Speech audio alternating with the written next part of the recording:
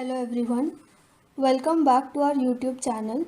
In today's video, in the Artificial Intelligence Mini Projects playlist, we will be working on a deep learning project wherein we will see how we can train a custom multi-class object detector using bounding box regression with the Keras and TensorFlow deep learning libraries. So now before we get into the actual object detection, let us first see what object detection actually is, and we will do so by addressing a common misunderstanding or a misconception surrounding the difference between the problem of image classification and object detection. They both are often perceived to be the same, but the reality is quite different. So let's try to understand the difference between them. So let's take this image as an example. Now our first image or the left image that you see is an output of image classification. When performing standard image classification, given an input image, we present it to our neural network and we obtain a single class label. So this class label is meant to characterize the contents of the entire image, or at least the most dominant and visible contents of the image. So we can say that given the input image, our CNN has labeled the image as bagel, which could probably be the name of this dog. And thus we can think of image classification as one image in and one class label out. This second image represents object detection, which, regardless of whether performed via deep learning or other computer vision techniques, builds on image classification and seeks to localize exactly where in the image the object appears. So when we perform object detection given an input image, we basically wish to obtain a list of bounding boxes, which are the boxes surrounding our detected objects, and also a class label associated with each bounding box, which tells us what that box represents. So our right image demonstrates an example of performing deep learning object detection. Notice in this how both the person and the dog are localized with their bounding boxes and the class labels predicted. Therefore, we can conclude that object detection, on the other hand, allows us to present one image to the neural network, this one complete image, and obtain multiple bounding boxes and class labels as an output. Now, having understood this, another important difference that we need to understand before getting started is the difference between multi-class object detection and single-class object detection. So let's look at this image to understand. Over here in the first image, we can see that it depicts multi-class object detection, whereas the second image represents single-class object detection. So basically, in multi-class object detection, as the name suggests, what we are trying to do is we are trying to detect where an object is in the input image and predict what exactly the given object is. So in this image, we can see that it has detected three objects: a face, a motorcycle, and an airplane, and also labeled all these three objects differently to represent what they actually are. Single class object detection, on the other hand, is a simplified form of multi-class object detection. So in this case, since our model already knows what the object is, which is obvious because by the definition there is only one class, and in our case it is an airplane. So it's sufficient just to detect where the object is in the input image.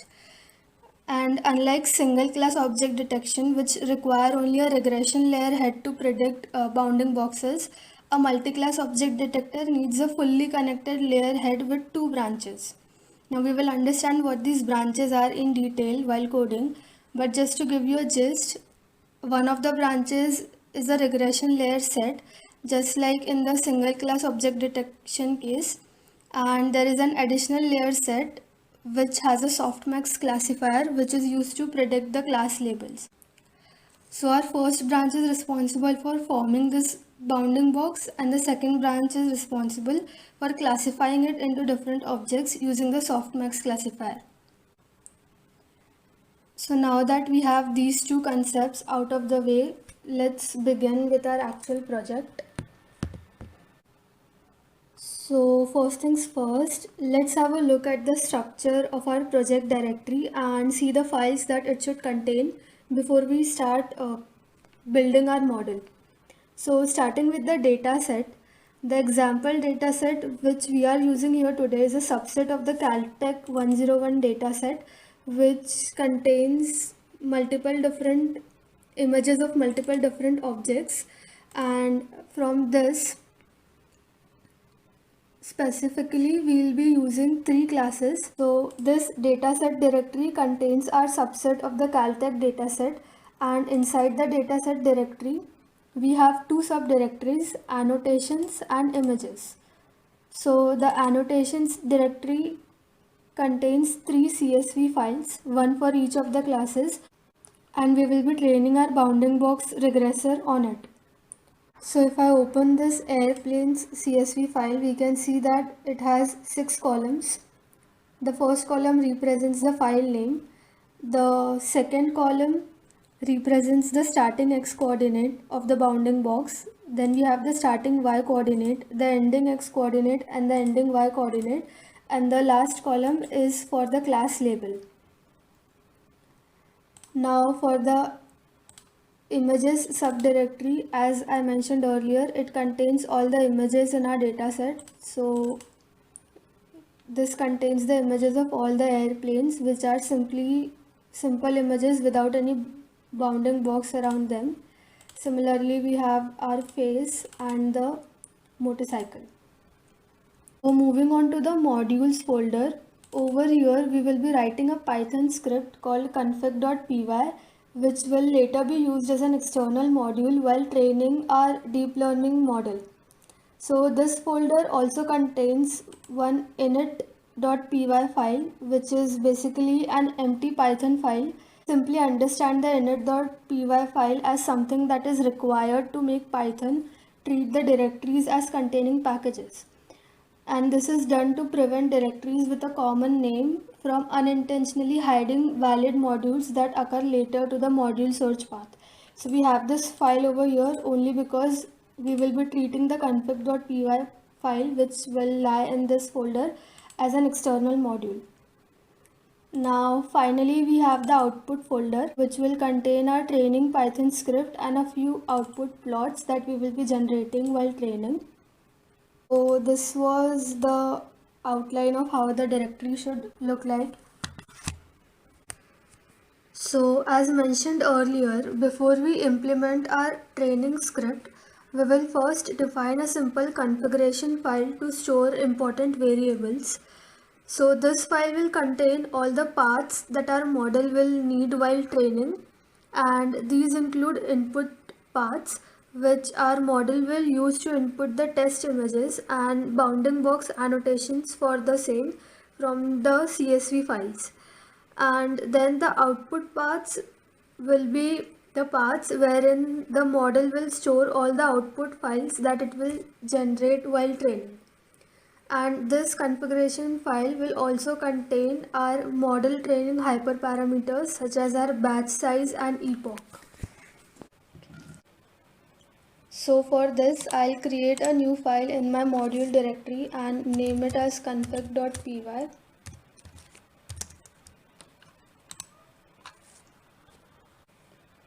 So we will start by importing the necessary packages. So we will import OS, which is a module in Python that allows us to build dynamic paths in our configuration file. So speaking of paths, we will define three paths, out of which the first one is the base path, which will input our data set.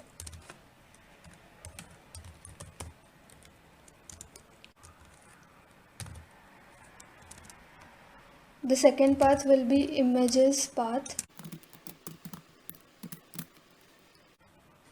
which will be our path to the input images. So we will use our base path to derive this images path.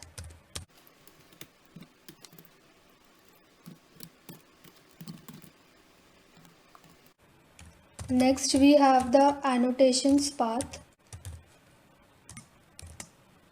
which will be a path to our annotation CSV files, and we will again use the base path to derive this annotations path.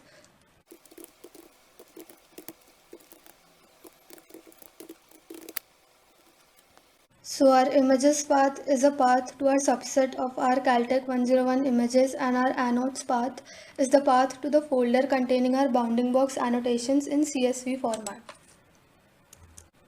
So now that we have defined our input paths, we also need to define our output paths. So we will define base output as the output folder, so it will be output.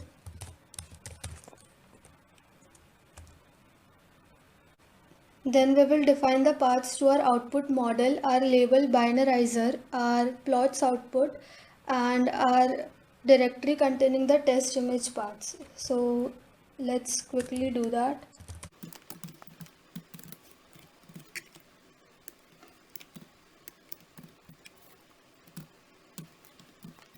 And in this case, we will be using the output.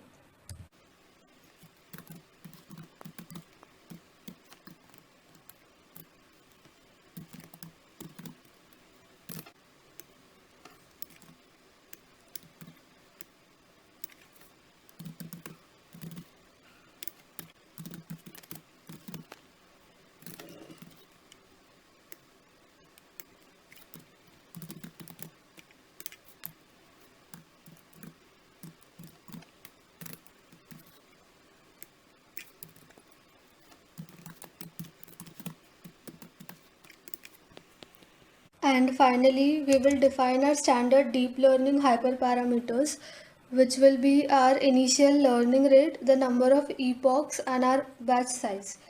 So for the learning rate, I'll use init underscore lr, which will be 1e minus 4. Then for the number of epochs, I'll define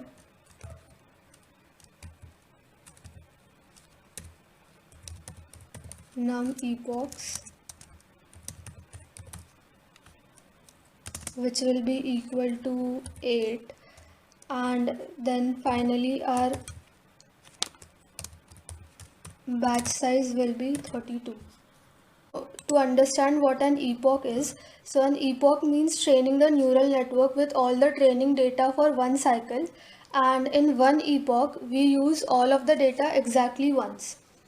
And an epoch is made up of one or more batches where we use a part of the dataset to train the neural network. Now the reason why we use more than one epoch is because one epoch is too big to feed to the computer at once, and hence we divide the input data points into smaller batches. Now another reason to use multiple epochs is that if we have a single or less than the required number of epochs, we might end up underfitting our model, and at the same time having more than the required number of epochs can lead to overfitting. Therefore, it is important for us to have the optimal epoch size, and one way to determine this is for once we can train our model with a higher number of epochs, and then we can plot the graph corresponding to it.